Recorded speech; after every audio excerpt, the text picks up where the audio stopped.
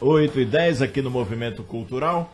Abraçando aqui o Zé Geraldo, no Morro da Conceição, deliciando-me de sabedoria e informação. Valeu, Marcelo, professor José Nivaldo Júnior e a Rádio Jornal. Valeu, Geraldo. Meu querido professor Adelmário, grande abraço.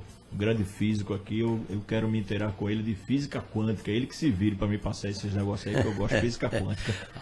Eu tenho muito que aprender nesse campo. Aliás, a próxima pergunta tem tudo a ver com isso aí. A gente vai começando um pouquinho de Maquiavel ali, mas tem umas coisas que eu queria saber sobre já faz algum tempo. Aí eles, Marcelão, grande debate, aula de cultura aí. Um abraço, amigão, pelo esporte e tudo, é torcedor do esporte. A gente já tem um clássico aqui, viu? Cabral Lima. Zé Nivaldo está ao vivo? Sim, veja agora. Botei a câmera só para ele. Porque aquela câmera ali, o pessoal está no ajuste e umas pessoas lhe informaram aí, né, professor? Foi. Fale aí os nomes das pessoas, fique à vontade. Quem é que tá? Tem um monte de gente ligado com a gente, né? Ligado, Um abraço, pessoal. Acompanhando. Pronto, aí eu botei a câmera agora pro professor, que eu já sou muito feio, não precisa aparecer o tempo todo, não. Um pouquinho tá bom. Acho que foi Mary Adriane que... Mary Adriane, um abraço. Aí eles mandem um abraço para ele, é meu amigo. Tenho na minha cabeceira o livro autografado por ele quando eu trabalhava com Magno Martins. Um abraço ao Cabral. Ah, Cabral, grande Cabral, querido, figura muito querida. Esse título, O Julgamento de Deus, que é outro romance, Isso. não é um livro religioso, é um livro político. Me explique, por favor, por que esse título, que eu já tenho outra pergunta depois dessa. Eu sou perguntador. O título é perguntar, evidente. E eu recebo para responder. Boa, professor. É o seguinte, esse livro é um livro que trata do golpe de 64. Né? É um livro que começa no dia 1º de abril, que foi o dia real do golpe. Né? Começa no dia 1º de abril e vai até setembro, mais ou menos, de 64. Em Surubim. O cenário é Surubim, que eu chamo de boi pintado, para não evitar alguns problemas de aquelas coisas natural. De literatura, né, que a gente diz. Os personagens, qualquer semelhança. No atestado da donzela eu digo, não é mera coincidência. Qualquer semelhança não é mera coincidência. Né? Então a gente muda algumas coisas e tal, mas na cidade de Boi Pintado, que é Surubim, então, em 64, sobre 64 já se disse muito. Eu fui perguntado isso na TV Senado, numa entrevista com Maurício Melo Júnior. Ele me perguntou: ô Zé Nivaldo, como é que um historiador vai comemorar, ou descomemorar, que eu chamei de descomemoração, dos 40 anos do golpe, escrevendo um romance e não um livro de história? Rapaz, me fez essa pergunta assim, de bate-pronto. Aí você vai responder. Aí eu respondi, claro, tinha que responder, né? Eu digo, olha, realmente já se disse muito sobre o golpe.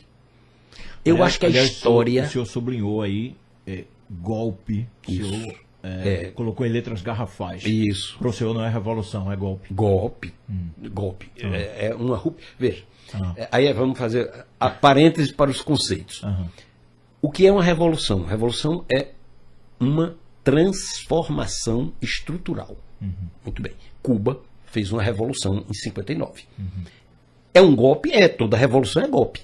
A Revolução Francesa tem o golpe e segue-se a transformação.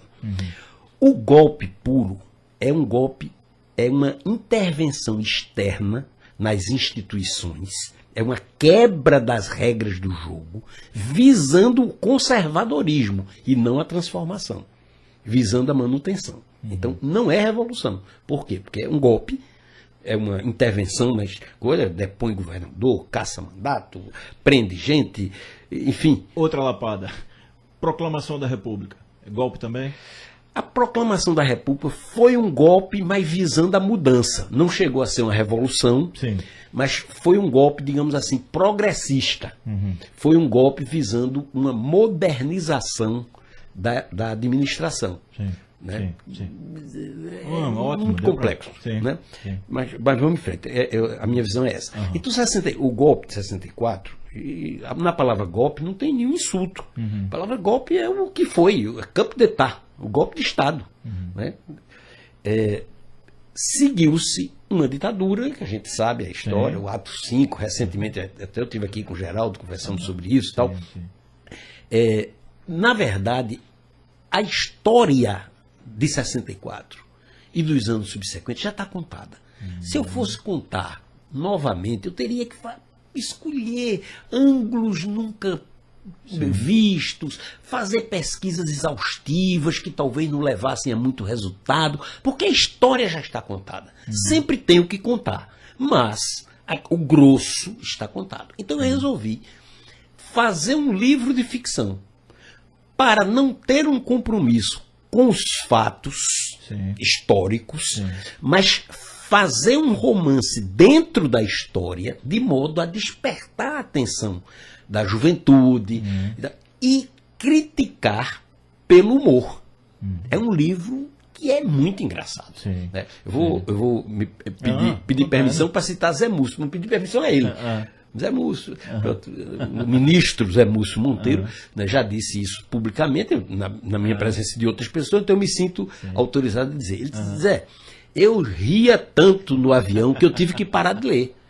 Porque eu dizia, eu não vou mais gargalhar, vou mais...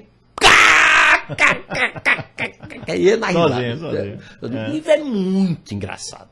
Né? Muito irônico, é um livro picaresco, que chegou, veja...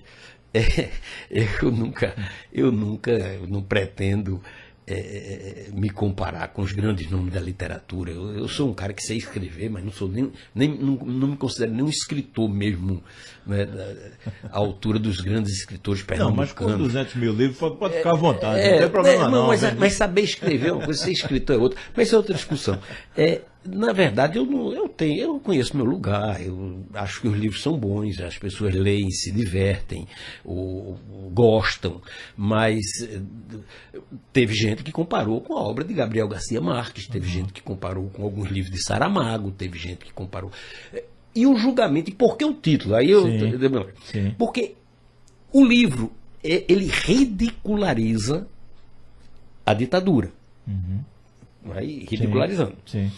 E um elemento de contestação da ditadura foi um julgamento, e teve mesmo lá em Surubim isso. Um julgamento, só que não foi de Deus, foi de Jesus Cristo. Naquele tempo se fazia muito júri simulado. Parece que agora está voltando até a moda de fazer júri simulado. Pelo menos um dia desse eu vi um em Petrolina de Lampião, não sei o quê. Júri simulado. Naquela época, 64, 65, 66, nos anos 60, era muito. Se julgava tudo, o divórcio, sim ou não, Tiradentes, herói ou bandido, Calabar, herói ou traidor. Tudo era objeto de júri simulado. E aí, em Surubim fizeram um julgamento simulado de Jesus, que era uma forma de afrontar um pouco o governo. Que era o conservadorismo, a igreja que apoiou o golpe e tal. Aí eu transformei o julgamento de Jesus, que aconteceu, no julgamento de Deus. Né? E colocamos no livro Deus no banco dos réus. De uma maneira que a ditadura foi surpreendida quando a ditadura soube do que estava acontecendo. A notícia já tinha se espalhado pelo mundo. Já estava na BBC, já estava na Rádio Moscou, já estava na Voz da América. Né? Aí os caras não tiveram e ficaram administrando, né, o julgamento. O que é que a gente faz com esse julgamento? Proíbe, não proíbe, mas a essas alturas o mundo todo. E o mundo toma partido. O Ocidente fica ao lado de Deus. O mundo comunista fica contra Deus. Aí vira torcida, vira clássico de futebol. É transmitido ao vivo na Praça Vermelha, na Praça da Paz Celestial, no Vaticano. É uma brincadeira assim, bem engraçada, embora seja o conteúdo seja muito sério, mas tem uma frase latina antiga: ridendo castiga timores. É rindo que você faz a crítica social. Boa, né? Espetacular. E aí o seguinte, eu peguei o título para... Eu nunca ouvi, não sei se o amigo se sente confortável ou desconfortável, para falar sobre a sua ideia de Deus. Porque se a gente fizer essa pergunta... a ideia de Deus, a profundidade que ela tem, as várias visões. E para mim é importante. Diga, mexe, cutucou com vara curta demais, né? Mas se sentir muito desconfortável, não tem problema não. Veja, eu não venho, Marcelo. Eu não conheço você tão profundamente, mas sei que você é um instigador. Né? Você não é um conformador, nem você chama o entrevistado aqui para elogiar. Né? Você chama para explicar. E se eu aceitei o seu convite, não tem pergunta que eu não responda, amigo. Então, muito bom. A não ser que entre na intimidade de terceiros ou na minha própria. Então, esse assunto é um assunto público. Eu já dei entrevistas nacionais sobre esse tema. Então, não, e o interessante é porque... Posso abordar tranquilamente. Vamos a ele. Se eu já tivesse ouvido ou visto, eu não perguntaria. Não, mas é porque eu não vi. É curiosidade mesmo. Vamos lá. Veja. Eu sou ateu. Eu não acredito em deuses, em divindades. Sim, né? sim. Agora, eu acredito na eternidade. É outra coisa. Sim. Eu acredito na eternidade. Sim. Acho que o universo, eu sou heraclitiano. Você citou aí Sócrates, Platão, o platonismo, não sei o que tal. Eu não sou dessa escola. Eu sou da escola heraclitiana. Sim. A escola heraclitiana, Heráclito foi um filósofo que viveu no século VI antes de Cristo, na Magna Grécia. Heráclito dizia que o universo é um fogo eterno. A frase completa é: este universo é para que profunda sabedoria. Quer dizer, podem existir outros. Este não foi feito nem pelos homens, nem pelos deuses. Heráclito não nega Deus. Sim. Nem os deuses. Não é Deus esse Deus, porque esse Deus ainda não existia para ele. Eram os deuses gregos. A mitologia grega. Este mundo, ele não diz os deuses não existem. Não. Ele diz este mundo, este universo não foi feito nem pelos homens, nem pelos deuses. Sempre foi, é e será um fogo eterno com unidades que se acendem e unidades que se apagam o tempo inteiro. Pronto. Então, todo mundo que pensa, seja, eu vou dizer, católico, islamita, judeu, que são os deuses monogâmicos, religiões monogâmicas, que são 3 grandes religiões monogâmicas no mundo só. Né? As outras todas são poligâmicas. E as 3 poligâmicas, as 3 vêm da mesma raiz, politeístas. Já estou eu com aquilo na cabeça. Eu fui também, politeísta. Poligamia são vários casamentos, politeísmo são vários deuses. E as 3 vêm da mesma raiz, né? De Abraão. Exatamente, a mesma. Não, a raiz é a mesma, a base estrutural é a mesma. Houve ali divergências, né? O cristianismo tomou um caminho novo a partir de Cristo, os judeus não aceitam e tal. Mas bom, Heráclito dizia, esse universo não foi feito nem pelos homens, nem pelos deuses. Sempre foi aí, será um fogo eterno. Então, quem lida com Deus, lida com a eternidade. Quem acredita em Deus, acredita na eternidade. Na eternidade de quê? De uma ideia que num determinado momento deu um golpe na natureza, ou seja, transformou algo que era abstrato, a ideia de Deus, em uma coisa concreta, o universo, que tem realidade objetiva. Eu não acredito na metafísica. Eu digo sou ateu, às vezes até para chocar um pouco, para as pessoas pararem. Mas, na verdade, essa questão de Deus, para mim, é absolutamente irrelevante. Né? É irrelevante, as religiões não são, mas Deus é irrelevante. A questão é a metafísica. Você acredita que existe uma força externa na natureza, que intervém na natureza, e chama isso de Deus ou do que quer que seja. Isso é ser metafísico. Ser físico, dialético, materialista, como você queira chamar, é acreditar que este universo é eterno e vai durar para sempre. Qualquer que seja a nossa posição, Marcelo, nós nos deparamos com o mesmo dilema, a eternidade. E aí tem outra coisa na eternidade. Você sou ou não? Sim. Aí é o seguinte, o senhor acredita na eternidade, falou sobre a sua concepção de Deus, de metafísica, e a alma? Veja, a alma é uma abstração, não existe alma. Né? A alma é a animação do corpo. Né? É algo que existe atrelado ao corpo humano. Para o senhor não transcende, não? A alma não transcende? Não. Porque, veja, nada deixa de existir. Nada deixa de existir. Essa energia que que eu estou despendendo aqui dessa animação, e você está despendendo também, essa energia ela vai existir para sempre, ela se incorpora ao universo. Se você chama isso de alma, agora, o que é que não... Aí tudo bem, é alma. Essa energia que é eterna, essa energia é eterna. E alma foi o termo que eu trouxe, o senhor poderia utilizar outro. Agora, qual que o senhor gosta de usar mais? Eu não gosto. Não gosto de usar? Nenhum. Eu prefiro associar o seguinte, veja, o que é que não existe, na minha concepção? Não existe a consciência desta vida após a morte. Porque a consciência é algo ligado ao ser humano. Só o ser humano tem consciência. Quando o ser humano morre, ou quando é descerebrado, às vezes não precisa nem morrer, sofre um acidente cerebral e perde. Acabou. O registro morre ali. Não tem essa história, não, porque eu vou incorporar vidas passadas, no futuro.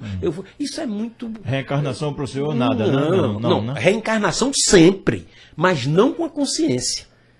Reencarnação sempre. A gente é parte. Veja, nós somos parte de uma eternidade. E o que você já foi planta quantas vezes, já foi animal quantas vezes, e já se transformou quantas vezes. Mas aí a substância química, a matéria. Isso. Que vai se transformando. Que vai se transformando. Nós somos. É isso que nós somos, na minha concepção, nós somos partes eternas do universo. O que é que nós não levamos para outra vida? A memória dessa. A memória dessa vida acabou. Então, agora, não tem mais Anivaldo Júnior, não tem mais Marcelo. Agora, a gente vai continuar existindo em outras coisas, né? Em estrelas, vamos ser parte de estrelas. Talvez a gente, talvez não, certamente nós já fomos água, nós já fomos planta, nós já fomos meteoros, nós já fomos partes desse universo. A gente esse a grande questão da vida que eu acho assim fascinante é que nós somos eternos. O que não é eterno é a nossa memória. Bom demais, espetacular.